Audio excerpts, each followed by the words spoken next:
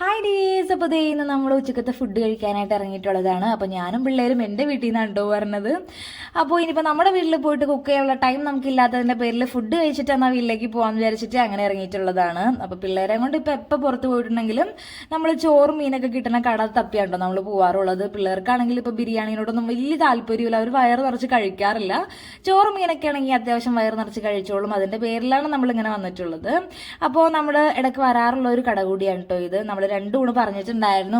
ഊണ് കഴിച്ച് തീരാറാവുമ്പോഴാണ് കേട്ടോ ഫിഷ് വരാറ്. ഇക്ക പിന്നെ ഡയറ്റ് ആയതിൻ്റെ പേരിൽ ഇക്കാക്ക് ചോറൊന്നും വേണ്ടാന്ന് പറഞ്ഞിട്ടുണ്ടായിരുന്നു.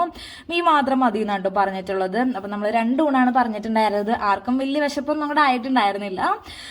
പിന്നെ കറികളൊക്കെ തീർന്നനുസരിച്ച് നമുക്ക് കൊണ്ടുവന്നിട്ട് തരുന്നുണ്ടായിരുന്നു. പിന്നെ ഇവിടെ പിള്ളേർ മെയിനായിട്ട് അടി ഉണ്ടാക്കുക പപ്പടത്തിന് വേണ്ടിയിട്ടാണ് കേട്ടോ.